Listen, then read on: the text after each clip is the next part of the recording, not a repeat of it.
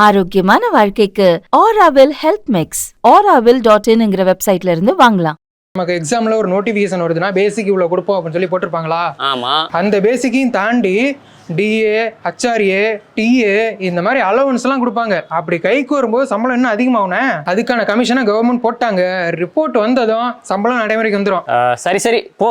நான் வந்து டிஎன்பிசி படிக்கணும். ஆனுவல் பிளான் வேற போட்டாங்களாம். காம்படிஷன் அதிகமா இருக்கு. எக்ஸாம் படிக்கணும் நிறைய இருக்கு. டிஎன்பிசியா? ஏன்னா நீங்க டிஎன்பிசியா படிச்சிருக்கீங்க? ஆமா பாரு, 10ஆம் வகுப்பு அறிவியல்.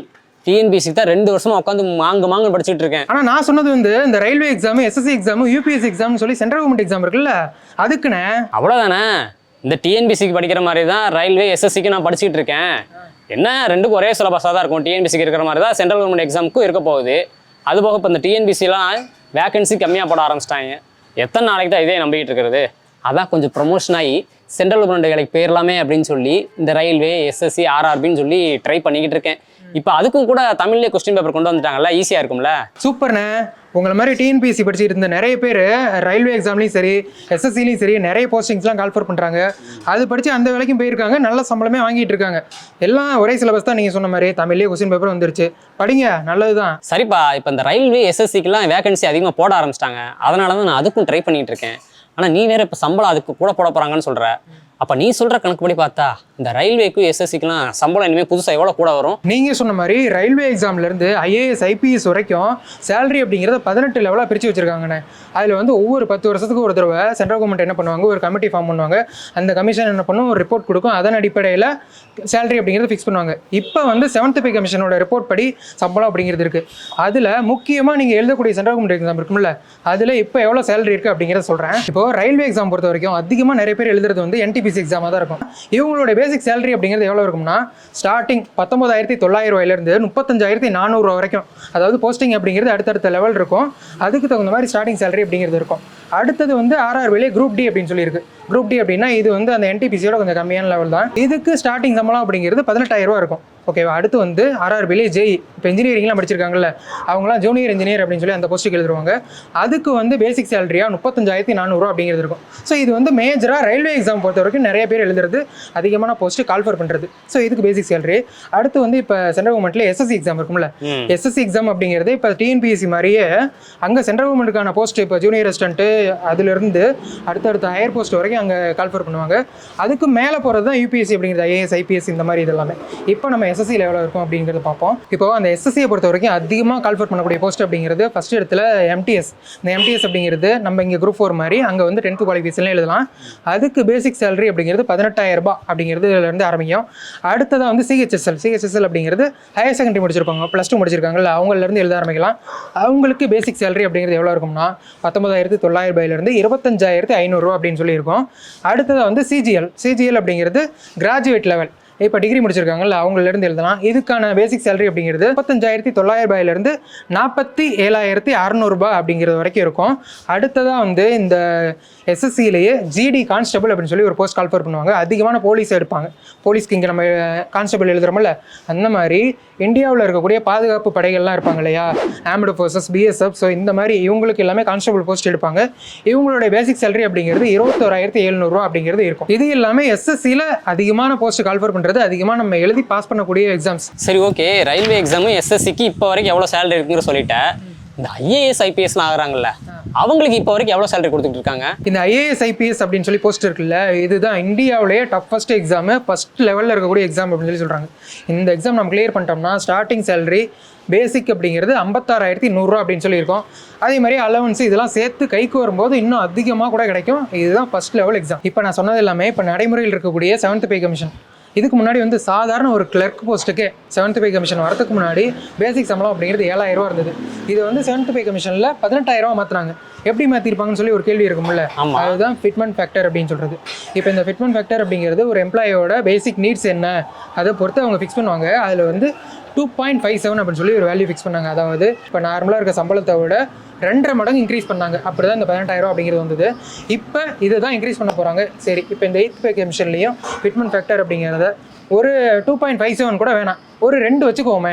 2 மடங்கு இன்க்ரீஸ் பண்ண போகிறாங்கன்னு வச்சுப்போம். 2 மடங்கு இன்க்ரீஸ் பண்ண போகிறான்னு வச்சுக்கலாம். ஏன் அப்படின்னா இப்போ இருக்க தேவை எல்லாமே ஒரு எம்ப்ளாய்க்கு வைஃபை கனெக்ஷனு, இன்டர்நெட்டு இதெல்லாம் அதிகமாக தேவைப்படுது இல்லை. அதனால் இந்த சம்பளத்தை இன்னும் கொஞ்சம் இன்க்ரீஸ் பண்ணால் ஃபிட்மெண்ட் ஃபேக்டர் அதிகமாக வைங்கன்னு சொல்லி கோரிக்கை வைக்கிறாங்க. சரி, அதிகமாக வரத்துக்கு வாய்ப்பு இருந்தாலுமே நம்ம கம்மியாகவே வச்சு ஒரு கால்குலேஷன் பண்ணி பார்ப்போமே. கம்மியாக இப்போ ஒரு 2 வச்சுக்குவோம், 2 மடங்கு இன்க்ரீஸ் ஆகுதுன்னு சொல்லி அதுக்கு ஒரு கால்குலேஷன் இருக்குது. இப்போ பேசிக்காக ஒரு கிளர்க் போஸ்ட்டுக்கு எவ்வளோ சம்பளம் வரும் அப்படிங்கிறத நான் சொல்கிறேன். இப்போ கிளர்க் போஸ்ட்டுக்கு 18,000 அப்படின்னு சொல்லிட்டு இருக்குல்ல, இது வந்து 2 மடங்கு அப்படின்னு சொல்லி வச்சுக்கிட்டோம்னா 36,000 அப்படிங்கிறது பேசிக் சம்பளமாக இருக்கும். இப்போ அந்த டிஏ, HRA இந்த மாதிரி விஷயங்கள்லாம் சொன்னேன்ல, இது வந்து பேசிக் சம்பளத்தில் 50% அப்படின்னா 36,000 ரூபாயில் டிஏ அப்படிங்கிறது 18,000 ரூபா, HRA அப்படிங்கிறது 27% அப்படின்னா 9,720 ரூபா. கிளர்க்கு போஸ்ட்டுக்கு 63,000 ரூபா கிட்ட வர மாதிரி இருக்கும். இப்போது இந்த கிளர்க்கு போஸ்ட்டுக்கு 63,000 ரூபா அப்படிங்கிறத கொடுப்பாங்களா? கொடுக்க மாட்டாங்க தானே. ஓகே, ஃபிட்மெண்ட் ஃபேக்டர் வைக்கல, ஒருவேளை சேலரியில் இத்தனை பர்சன்டேஜ் இன்க்ரீஸ் பண்ண போகிறோம் அப்படின்னு சொல்கிறாங்கன்னு வைங்க. ஏன்னா முன்னக்கூட்டியே வந்து நிறைய இதில் பர்சன்டேஜ் மட்டும் கூட இன்க்ரீஸ் பண்ணியிருக்காங்க. அப்படி பார்த்தோம் அப்படின்னா இப்போ ஒரு 20% இன்க்ரீஸ் பண்ணுறதுக்கு வாய்ப்பு இருக்குது அப்படின்னு சொல்லி ஒவ்வொரு இன்ஸ்டியூஷனும் கணிச்சிருக்காங்க. அப்போ அந்த 20% அப்படிங்கிறது இன்க்ரீஸ் பண்ணாங்கன்னா ஒரு கிளர்க்கு போஸ்ட்டுக்கு எவ்வளோ இருக்குன்னு பார்ப்போமா? பேசிக் 18,000 ரூபா, அதில் 20% அப்படின்னு வச்சுக்கிட்டோம்னா 3,600 ரூபா. அப்போ பேசிக்காக 26,600 ரூபா. அதில் வந்து டிஏ அப்படிங்கிறது 50% வச்சோம்னா கிட்டத்தட்ட 10,000 ரூபா வரும். HRA 27%, டிஏ அப்படிங்கிறது ட்ராவல் அலவன்ஸு ஒரு 2,000 ரூபா வச்சுக்குவோம். அப்படி பார்த்தோம்னா கிட்டத்தட்ட இதில் ஸ்டார்டிங் சேலரி அப்படிங்கிறது கிளர்க்கு போஸ்ட்டுக்கு 40,000 ரூபா அப்படிங்கிறது வரும். இதை வச்சு தான் நான் சொன்னேன் ஸ்டார்டிங்கில் 40,000 ரூபா அப்படிங்கிறது குரூப் 4 லெவலுக்கு. டிஎன்பிசியில் குரூப் 4 லெவல் இருக்குல்ல, அந்த மாதிரி கிளர்க்கு போஸ்ட் அப்படிங்கிறது சென்ட்ரல் கவர்மெண்ட்டில் ஒரு குரூப் 4 லெவல். அதனால் அந்த சேலரியை நான் சொன்னேன். 8th பே கமிஷன் நடைமுறைக்கு வந்துச்சுன்னா இப்படித்தான் சம்பளம் அதிகமாக போதா? இப்போ சம்பளம் அதிகமாச்சுன்னா டிஏ, HRA இந்த மாதிரி அலவன்சஸும் அதிகமாகும் போல். சரி, சென்ட்ரல் கவர்மெண்ட் எம்ப்ளாயிஸ்க்கு எப்படி அதிகமாக போகுது? ஓகே, ஸ்டேட் கவர்மெண்ட் எம்ப்ளாயிஸ்க்கும் சேலரி எப்போ இன்க்ரீஸ் ஆகும்? சென்ட்ரல் கவர்மெண்ட்டில் எப்படி கமிஷன் போட்டு சேலரி இன்க்ரீஸ் பண்ணுறாங்க, அதே மாதிரி தான் ஸ்டேட் கவர்மெண்ட்லேயும் கமிஷன் போட்டு இங்கே இருக்கக்கூடிய ஸ்டேட் லெவல் போஸ்டிங்க்கு எல்லாமே சேலரி இன்க்ரீஸ் பண்ணுவாங்க. இப்போ வந்து 2017 உருவாக்கின 7th பே கமிஷன் அப்படிங்கிறது இருக்குது. அடுத்து 2027 8th பே கமிஷனை போட்டு அதை நடைமுறைக்கு பண்ணுவாங்க. அப்போ வந்து இங்கே இருக்கக்கூடிய போஸ்டிங்ஸ் எல்லாமே சேலரி அப்படிங்கிறது இன்க்ரீஸ் ஆகும். அது மட்டும் இல்லாமல் சென்ட்ரல் கவர்மெண்ட்டாக இருந்தாலும் சரி, ஸ்டேட் கவர்மெண்ட்டாக இருந்தாலும் சரி, டிஏ அப்படின்னு சொல்லி சொல்லுவாங்கல்ல, அதை வந்து அகவிலை படின்னு சொல்லுவாங்க. இந்த படியை வந்து வருஷத்துக்கு 2 முறை இன்க்ரீஸ் பண்ணுவாங்க, அதோடைய எக்கனாமி இன்ஃப்ளேஷனை பொறுத்து. அதன் அடிப்படையிலையும் சேலரி அப்படிங்கிறது இன்க்ரீஸ் ஆகும் வாய்ப்பு இருக்குது. ஆமாப்பா, இந்த அரசு ஊழியர்களுக்கு 2% அகவிலைப்படி உயர்வு, மத்திய அரசு ஊழியர்களுக்கு 2% அகவிலைப்படி உயர்வுன்னு சொல்லி அடிக்கடி நான் கூட நியூஸில் பார்த்துருக்கேன். அது இதுதானா? சரி, வேலை செஞ்சு சம்பளம் வாங்குறவங்களுக்கு இன்க்ரீஸ் ஆகுறது ஓகே, ரிட்டையர்ட் ஆனதுக்கப்புறம் பென்ஷன் எப்படி அதிகமாகும்? எவ்வளோ அதிகமாகுது? பென்ஷன் அதிகமாகிறது வந்து எதே அடிப்படையில் தான். ஒவ்வொரு கமிஷன் போடும்போதும் பென்ஷன் அப்படிங்கிறத அதிகப்படுத்துவாங்க. இப்போ வந்து 9,000 ரூபா பக்கம் வாங்கிட்டு இருக்காங்க பென்ஷனாக. இது வந்து அடுத்த கமிஷன் வரும்போது, 8th பே கமிஷன் வரும்போது 20,000 ரூபாயிலேருந்து 25,000 ரூபா கூட இன்க்ரீஸ் ஆக வாய்ப்பு இருக்குது அப்படின்னு சொல்கிறாங்க. அப்போ அந்த 8th பே கமிஷன் நடைமுறைக்கு வந்துச்சு அப்படின்னா மத்திய அரசு ஊழியர்களுக்கு அதிகபட்ச பர்சன்டேஜ் கணக்கு பண்ணி பார்த்தா கிட்டத்தட்ட 20% வரைக்கும் சேலரி இன்க்ரீஸ் ஆக வாய்ப்பு இருக்குது. இல்லைனா நீ சொன்ன அந்த ஃபிட்மெண்ட் ஃபேக்டர் அதுபடி பார்த்தோம்னா அதிகபட்சம் 2 மடங்கு இல்லை 3 மடங்கு சேலரி இன்க்ரீஸ் ஆக வாய்ப்பு இருக்குது.